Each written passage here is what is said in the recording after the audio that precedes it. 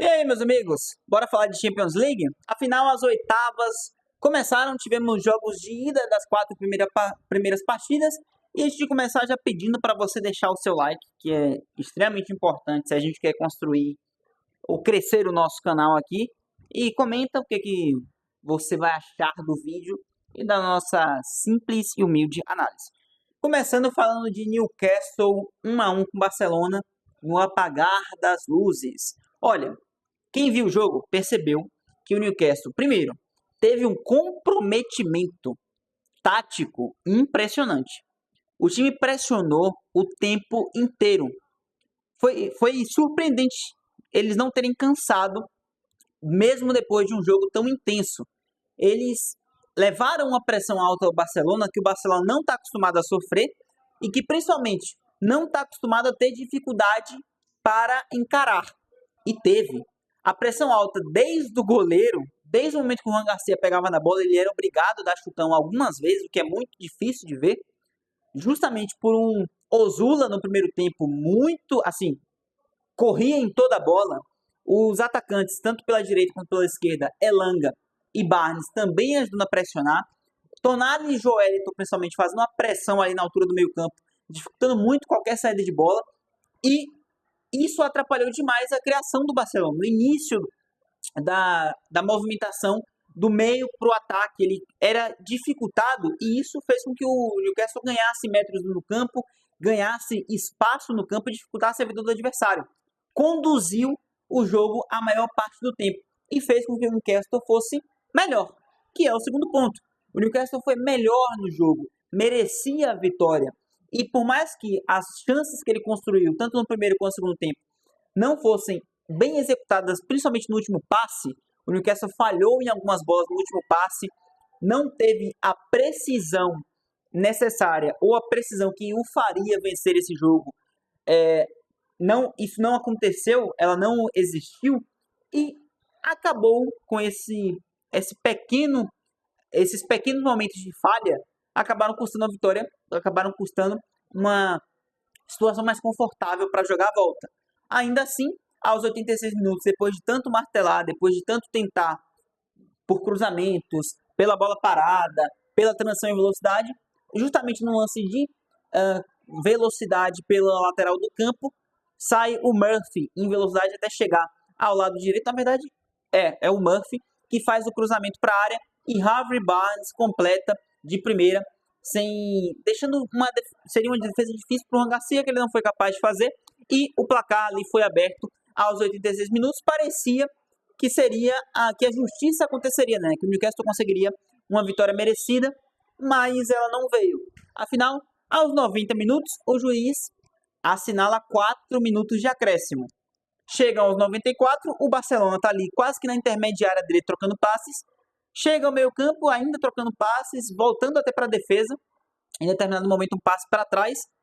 Todo juiz veria aquilo como uma oportunidade perfeita para finalizar o jogo. E o Barcelona não se sentiria injustiçado em momento nenhum. Se o juiz acaba o jogo ali, para o Barcelona dizer, ok, deu tempo, a gente está no meio campo, é isso aí. Mas o juiz foi deixando o jogo andar. E não havia razão para isso. Não teve uma pausa nos minutos de acréscimo, não teve alguém que foi atendido, um atendimento médico, nenhum gol, nada do tipo. O juiz puramente foi deixando o jogo andar. O Barcelona conseguiu dar 3 passes à frente, encontrou o Newcastle já dando o jogo por acabado. A bola chega ao Rafinha, que dá um passe para dentro da área, chega no Dani Olmo e o Thiago sim comete o pênalti no Dani Olmo. Mas um pênalti que é assinalado já aos 95 minutos de acréscimo, ou seja, o juiz arrumou uma polêmica para ele que não precisava. Se ele acaba o jogo no acréscimo que ele tinha delimitado, ninguém ia se sentir injustiçado, nem o Newcastle, nem o Barcelona. Ele deixou o jogo rodar, acabou acontecendo um pênalti que ele tinha que marcar e marcou, já que o jogo ainda estava rolando, e nesse pênalti a injustiça paira para o Newcastle, né? Já que já tinha ultrapassado o tempo de acréscimo dado pelo juiz, mas o Barcelona não tem nada a ver com isso, e o Yamal converteu, empatando o jogo e dando uma situação bem mais confortável para o Barcelona, que não vai ter que correr atrás de uma vantagem no jogo da volta, e mais dificultosa para o Newcastle, que contou com um apoio muito grande da torcida e que não terá isso na semana que vem.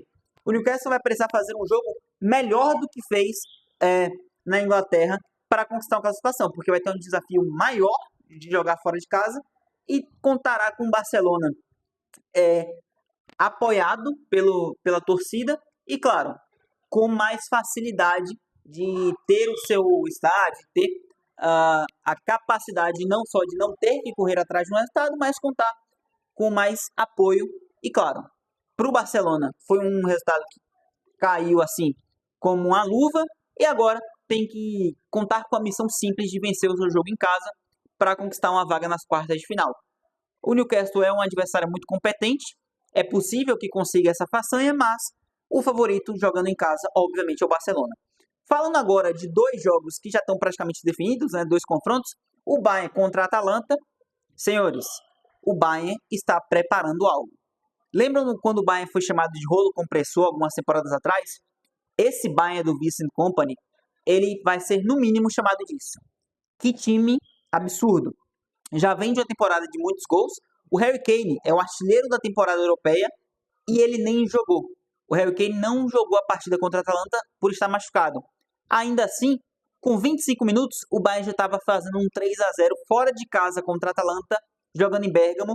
Muita gente já passou dificuldade jogando na Itália contra a Atalanta, mesmo não sendo os melhores momentos da Atalanta, já não é mais o Gasperini nem que está treinando, mas ainda assim um time competitivo que não teve a menor condição de competir, pelo que o Bayern fez. Aos 25 já era 3-0 e o jogo termina 6-1.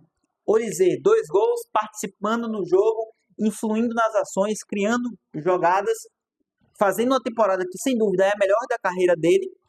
Um jogador que veio do Crystal Palace, né, no início da temporada, francês, muito bom de bola, fazendo uma temporada absurda, muito bem trabalhado pelo Vincent Kompany e fazendo com que esse Bayern funcione ainda mais. O cara com um número de assistências surreal e participando também ofensivamente, fazendo gols.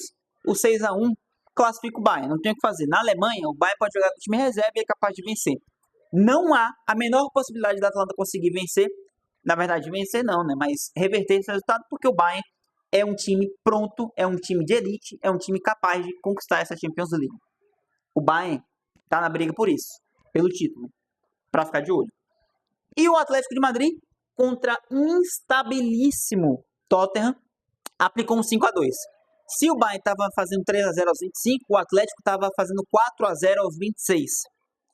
E depois de uma, assim, pro Kinski, o goleiro que começou jogando pelo Tottenham, é um daqueles jogos, assim, que podem mudar uma carreira dele pro lado negativo, cara. Aos 15 minutos estava 3-0 pro Atlético, com 2 falhas do Anthony Kinski, no primeiro gol e no terceiro. E falhas, assim, feias. Falha de sair jogando, de tentar dar chutão e errar. Principalmente a do terceiro gol é absurda, é bizarra. É muito, muito falha. E foi prejudicial ao ponto de, com 15 minutos já tá 3-0, um placar que poderia resolver a eliminatória, e ele ainda foi substituído.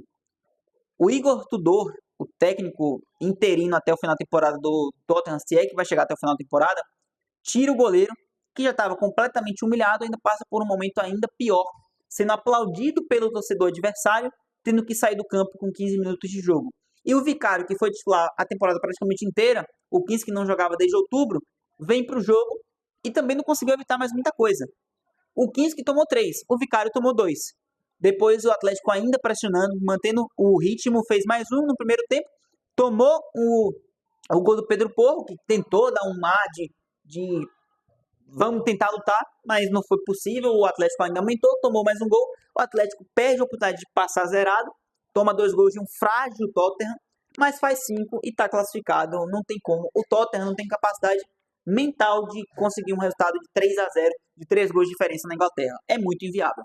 E o jogo que está aberto, um dos outros 2 jogos que está aberto, o Galatasaray vencendo o Liverpool na Turquia. É muito difícil jogar contra o Galatasaray na Turquia. Não é tarefa simples. E, mais uma vez, teve-se uma prova disso agora, o Liverpool, né? 1-0 com o gol do Lemina, depois da cobrança de escanteio e o desvio do Osimhen para assistência. Ainda poderia ter ampliado no primeiro tempo, principalmente o Galatasaray jogou melhor do que o Liverpool no primeiro tempo. Teve um gol lá do Osimhen, não aproveitou o que poderia de tentar fazer um placar mais elástico, como fez contra a Juventus na fase de playoff. A Juventus ele fez 3-0, quase foi eliminado porque depois perdeu na Itália.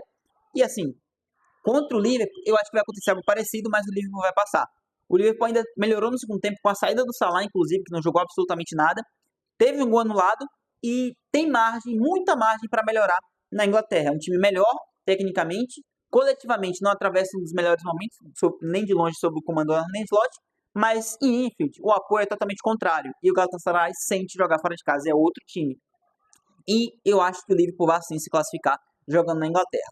Amanhã tem mais e vai ter vídeo aqui no canal, então espero que você deixe seu like e compareça aqui amanhã para ver o vídeo que vai ter amanhã. Acho que é isso. Não vou falar mais muita coisa não para não me enrolar mais. Muito obrigado por assistir. Conto com o seu apoio e compartilha, cara. Compartilha que é o que mais me ajuda nesse momento, é o seu compartilhamento para quem gosta de futebol. Manda naquele seu grupo aí do WhatsApp que a galera acompanha e é viciada em futebol. Quem sabe eles gostam do meu trabalho. Valeu, tamo junto. Tchau.